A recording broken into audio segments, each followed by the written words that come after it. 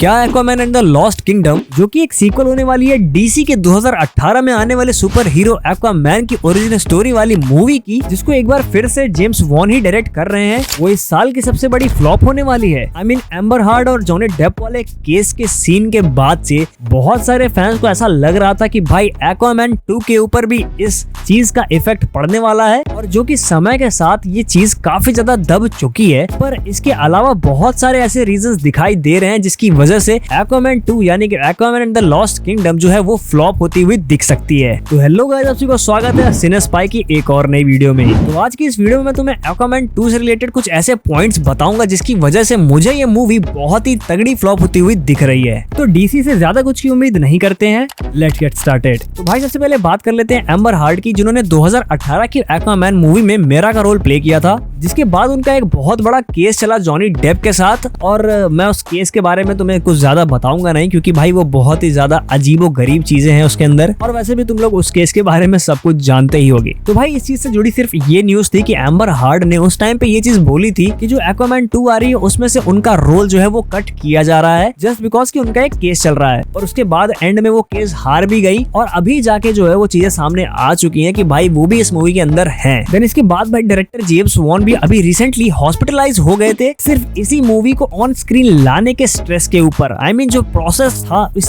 पूरी मूवी को बनाने का, उसकी वजह से वो बहुत ज्यादा टॉर्चर हो चुके थे। और उन्होंने इसके साथ ये स्टेटमेंट दी थी कि every movie kills me as a director. I mean इस स्टेटमेंट में ये चीज एकदम साफ पता चल रही है कि यहाँ पर ये जो एवरी वर्ड यूज किया गया ये एक डिप्लोमेटिक पर्पस के लिए है, और उनका पूरा मतलब सिर्फ इस पर्टिकुलर मूवी के बारे में था। वैसे अब जेम्स वॉन रिकवर कर चुके हैं, और बहुत सारी रुकावटों के बाद भी भाई एक्वामैन 2 जो है वो दिसंबर में रिलीज होने वाली है, और इसका टीजर ट्रेलर भी आ चुका है, जो कि भाई देखने से बहुत ही डिसेंट लग रहे हैं। बस शुक्र है कि जेम्स वॉन इस मूवी को डायरेक्ट कर रहे हैं, तो शॉट्स वगैरह जो होंगे वो काफी ज्यादा ब्यूटीफुल लगेंगे। बट क्या यही चीज हम लोग इस मूवी की स्टोरी के बारे में भी कह सकते हैं? आई डोंट थिंक सो, क्योंकि जिस तरीके से द फ्लैश की हाइप बनी थी और उसके बाद वो बहुत बड़ी डिजास्टर साबित हो चुकी है डीसी के लिए। आई मीन लॉस में जाने वाली मूवी है भाई वो, तो उस हिसाब से भी इस मूवी का बेड़ा गर्क होते हुए दिख रहा है। तो डीसीयू में एक्वामैन की एंट्री हुई थी जॉस व्हीडन की जस्टिस लीग से, जिसने $658 मिलियन की कमाई करी थी। जिसके बाद आई इस सुपर हीरो की सोलो मूवी, जिसने $1.14 बिलियन की कमाई करी, और उसके एक साल के अंदर यानी कि 2019 में ही एक्वामैन 2 को ग्रीन लाइट दे दिया गया। पर इसके पहले एक्वामैन के एक्वेटिक ट्रेंच मॉन्स्टर्स के ऊपर एक बनने वाली लवक्राफ्टियन स्पिन ऑफ डिच कर दी गई थी। फिर इस प्रोजेक्ट को ग्रीन लाइट मिलने के बाद 2021 और अर्ली 2022 के अंदर इस मूवी की फिल्मिंग करी गई। पर 2022 के अप्रैल के महीने में ही वार्नर मीडिया मर्ज हो गई डिस्कवरी के साथ, जिसकी वजह से वो लोग गद्दी से हट गए जिन्होंने इस मूवी को ग्रीन लाइट किया था, यानी कि टोबी एमरिच और वॉल्टर हमाडा। फिर इनके रिप्लेसमेंट्स आए माइकल डी लूका और पैमेला एब्डी, जिन्होंने इस मूवी को जैसे तैसे कंप्लीट किया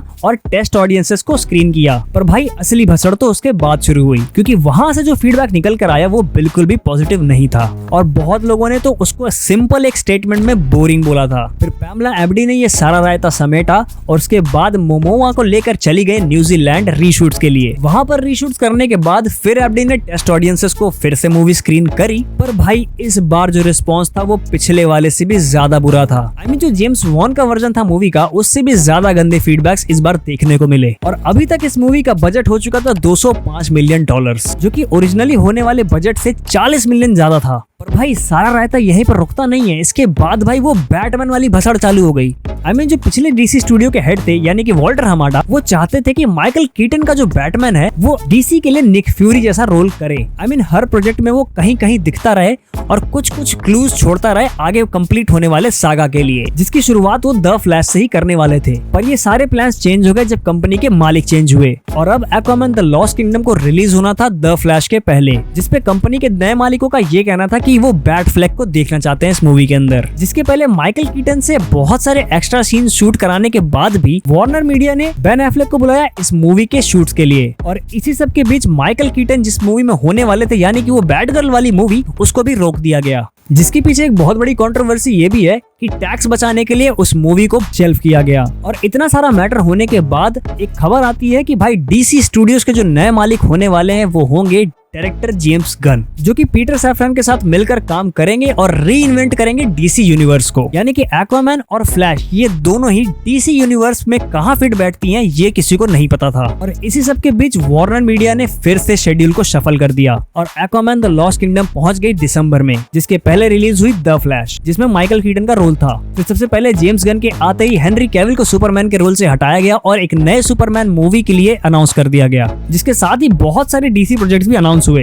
और जेम्स गन से जब पूछा गया कि जो प्रोजेक्ट्स ऑलरेडी डीसी के अंदर पाइपलाइन में चल रहे हैं उनका क्या होगा, तो उन्होंने बहुत ही ज्यादा घुमा फिरा के आंसर किया, जिसका भुगतान भरना पड़ा Shazam fury of the gods और द फ्लैश दोनों मूवीज को। और इसके बाद अभी हाल ही में आई ब्लू बीटल मूवी ने भी कुछ ज्यादा अच्छी कमाई नहीं करी। और ये जो सारी चीजें चल रही थी, इन सब के बीच चल रहा था एम्बर हार्ट और जॉनी डेप का केस, जिसकी वजह से इस मूवी की ब्रांड वैल्यू भी घटती चली जा रही थी और इसके साथ साथ घट रही थी डीसी की ब्रांड वैल्यू, जिसको मेरे ख्याल से अब उठाने का काम सिर्फ जेम्स गन ही कर सकते हैं। हालांकि इस मूवी का जो ट्रेलर था वो काफी डिसेंट था और इस मूवी में बहुत सारे पुराने कैरेक्टर्स भी वापस आ रहे हैं, यानी कि ओशन मास्टर, मेरा, ब्लैक मैंटा और मे भी हमें बेन एफ्लेक या माइकल कीटन का जो कैमियो है वो भी देखने को मिल सकता है, या फिर हो सकता है कि दोनों हो। तो भाई इन सारी चीजों को सुनने के बाद क्या तुम मुझे ये श्योरली कह सकते हो कि Aquaman and the lost kingdom जो है वो फ्लॉप नहीं हो सकती? बहुत ज्यादा चांसेस दिख रहे हैं मुझे, बट आई होप कि ये मूवी अच्छा करे और जो डीसी का यूनिवर्स है वो भी आगे चल के अच्छा ही हो। तो इसी के साथ ये वीडियो यहीं पर एंड करूंगा